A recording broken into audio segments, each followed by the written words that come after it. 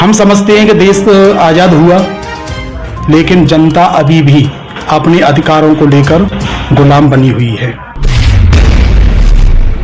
नमस्कार, आप देख रहे हैं आज का सच। आज का सच की टीम आज अलीगढ़ में है और मैं आपके साथ जितेंद्र सिंह। मैं आज आपको एक ऐसी पार्टी अध्यक्ष से मुलाकात कराऊंगा जो उन मुद्दों को उठाने को तैयार है जो अभी तक शायद नहीं उठे या फिर उठे हैं पर उन पर कोई काम नहीं हुआ। काफ़ी मुद्दे हैं पर सबसे बड़ी समस्या भ्रष्टाचार की है। मूल में भ्रष्टाचार ही एक ऐसी जड़ है जो हर समस्या को जन्म देती है। यदि देश से भ्रष्टाचार खत्म हो जाए तो मैं कह रहा हूं कि हर समस्या का निदान हो जाएगा। भारतीय जनता पार्टी जिस समय आई थी उस समय भी इसका मुद्दा भ्रष्टाचार ही रहा था। भ्रष्टाचार मूल में मुद्दा बनाकर आने के बाद भी भारतीय जनता पार्टी ने कभी भी इस पर काम नहीं किया। वैसे तो भ्रष्टाचार से हर कोई त्रस्त है और आज भी इतना त्रस्त है कि अब हमने काफ़ी जानकारी की तो भारतीय जनता पार्टी से भी लोग यही कहने लग गए हैं कि ये भी पार्टी वैसी ही निकली जैसी कांग्रेस थी।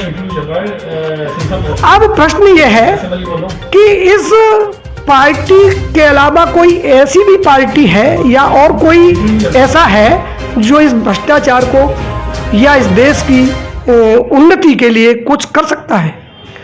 तो हमने जानकारी की तो एक राष्ट्रीय जन क्रांति पार्टी जो बाबूजी कल्याण सिंह जी ने बनाई थी जो 2013 में विलय हो गई और उसी को आगे बढ़ाने के लिए एक राम सेवकानंद उपाध्याय जी ने इस पार्टी को दोबारा से खड़ा कर दिया।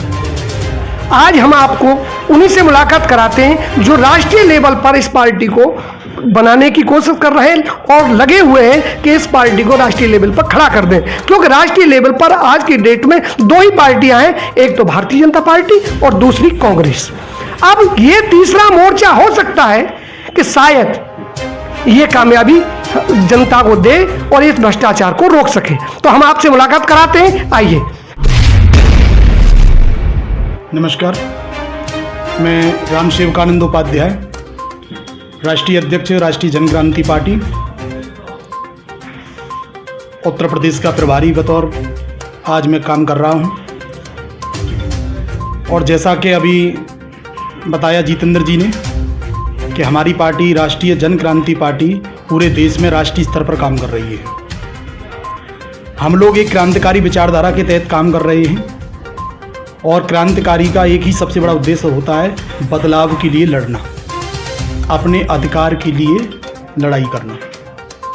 हम समझते हैं कि देश आज़ाद हुआ, लेकिन जनता अभी भी अपने अधिकारों को लेकर गुलाम बनी हुई है।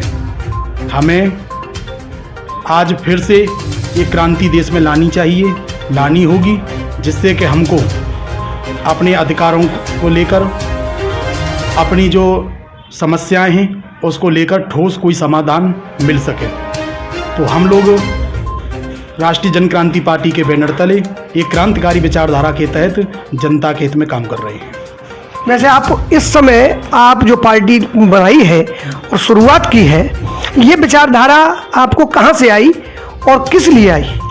ये इसलिए आई थी कि 2011 से अन्ना का मूवमेंट शुरू हुआ था भ्रष्टाचार के खिलाफ। और जैसा कि अभी आपने कहा कि भ्रष्टाचार ही समस्त समस्याओं की जड़ है, उसकी जननी है, और ये बिल्कुल सत्य है, इसमें कोई संदेह नहीं है। मैं भी यही मानता हूँ कि भ्रष्टाचार ही सबसे बड़ी समस्या है हमारे देश के विकास में और हमारे जनता की समस्याओं को हल कराने में। अगर इस भ्रष्टाचार को मिटा दिया जाए तो मैं समझता हूँ सारी समस्याएं खत्म हो जाएंगी देश की। आपके पास इस भ्रष्टाचार को खत्म करने के लिए कोई ऐसी योजना है या इस पर कोई आपने कर रखी है कि आप कैसे खत्म कर सकते हैं? बिल्कुल है, क्योंकि हमने इसकी जड़ तक जाने की कोशिश की है कि भ्रष्टाचार की वास्तव में जड़ है क्या। तो मैं समझता हूँ भ्रष्टाचार की जड़ है कि जनता को अधिकार पूरे नहीं दिए गए हैं। जैसे कि अभी मैं छोटा सा उदाहरण दूंगा, अगर एक थाने में किसी व्यक्ति की एफआईआर दर्ज नहीं होती है और वो व्यक्ति अपर अधिकारी यानी जिला के कप्तान के पास जाता है शिकायत लेकर, तो वो कप्तान कभी भी उस पुलिस अधिकारी के खिलाफ ये सवाल खड़ा नहीं करता है या कोई नोटिस जारी नहीं करता है कि आपने इसकी एफआईआर किस आधार पर दर्ज नहीं की है। तो इसके लिए आप क्या करेंगे कि वो तो उनका पूरा डिपार्टमेंट ही है और कानून में भी उसके खिलाफ कोई भी कार्रवाई नहीं करता है, क्योंकि कानून ये कहता है कि मजिस्ट्रेट को ये अधिकार नहीं है, वो अपने डिपार्टमेंट के खिलाफ क्यों कार्रवाई करे। इसके लिए आप क्या चेक करेंगे? हाँ, मैं से समझता हूँ जैसे कि सीआरपीसी की जो धारा है 195 उसके तहत कोर्ट को ये अधिकार दिया जाना चाहिए कि अगर कोई भी व्यक्ति किसी भी अधिकारी के खिलाफ, लोक सेवक के खिलाफ अगर मुकदमा दर्ज कराना चाहता है तो वो मजिस्ट्रेट को अधिकार होना चाहिए। और इस धारा के लिए हम लोग काम करेंगे कि मजिस्ट्रेट को ये अधिकार देंगे कि कोई भी एक आम नागरिक किसी भी अधिकारी के खिलाफ कोर्ट में खड़ा। तो इसका मतलब है ऐसी कोई कानून बनाना चाहेंगे जो किसी लोक सेवक के खिलाफ भी मुकदमा दर्ज किया जा सके, आम आदमी को अधिकार हो? बिल्कुल, जब तक यह कानून नहीं बनेगा, जब तक ऐसा अधिकार आम जनता को नहीं मिलेगा, तब तक भ्रष्टाचार को कभी खत्म नहीं किया जा सकेगा। क्योंकि कभी भी अपर अधिकारी लोअर अधिकारी के खिलाफ मामला दर्ज नहीं करेगा, उसके खिलाफ कोई कार्रवाई नहीं करेगा, तो आम जनता को अधिक न्याय नहीं मिल सकेगा। तो आम आदमी को ये अधिकार होना चाहिए कि किसी भी लोक सेवक के खिलाफ मुकदमा दर्ज करा सके। यदि ये कानून बनता है तो ये जरूर है कि भ्रष्टाचार वाकई में खत्म हो जाएगा, क्योंकि भ्रष्टाचार किसी भी लोक सेवक के खिलाफ आम आदमी एफआईआर दर्ज नहीं करा सकता, चाहे उसमें वो उसे कुछ भी लिख दिया। इसीलिए लेखपाल कहता है कि हमारा क्या बिगाड़ लोगे, हम तो ऐसे ही करेंगे। इसीलिए ये भ्रष्टाचार बढ़ता है। दूसरा और कौन सा मुद्दा है? दूसरा हमारा मुद्दा है समान शिक्षा का अधिकार। हम चाहते हैं कि पूरे देश में एक बोर्ड हो और एक ही सिलेबस, एनसीईआरटी की तरह एक ही सिलेबस पूरे देश के सभी राज्यों में लागू हो और सबको एक जैसी शिक्षा का अधिकार मिलना चाहिए, जिसमें चाहे गरीब का बच्चा हो चाहे किसी उद्योगपति का बच्चा हो, दोनों को एक जैसी किताब को पढ़ने का और एक जैसे स्कूल में पढ़ने का अधिकार मिलना चाहिए। तीसरा, युवाओं को रोजगार। बेरोजगारी आज बहुत बड़ी समस्या है देश की। हमारी पार्टी की सबसे बड़ी प्राथमिकता है कि हम लोग समस्त लोगों को रोजगार उपलब्ध कराएंगे और इसको लेकर हम कृषि आधारित लघु उद्योग देश में स्थापित करके हम करोड़ों लोगों को एक साथ रोजगार दे सकते हैं। ये जो अभी कानून बनाया है, ये 3 कानून, इस पर आप क्या कह रहे हैं कि क्या किसानों के हित में नहीं है या किसानों के हित में है? देखिए, इस कानून को मैंने खैर ज़्यादा नहीं पढ़ा है, लेकिन मैं इतना ज़रूर जानता हूँ इस कानून में, इस बिल में कमियां हैं। अगर कमियां नहीं होती तो भारतीय जनता पार्टी के नेता उसको संशोधन करने को तैयार नहीं होते। कमियां तो हैं, लेकिन ये कहना अनुचित है, गलत है कि एकदम इसको ख़त्म कर दिया जाए।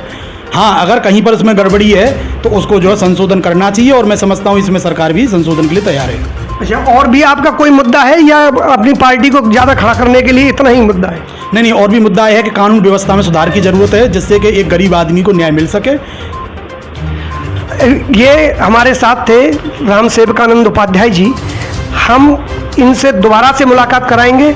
इनकी जो पार्टी किस किस मुद्दे पर चुनाव लड़ेगी, कहाँ कहाँ लड़ेगी, क्या क्या करेगी, हम आपको अवगत कराते रहेंगे। आप देखते रहिए आज का सच।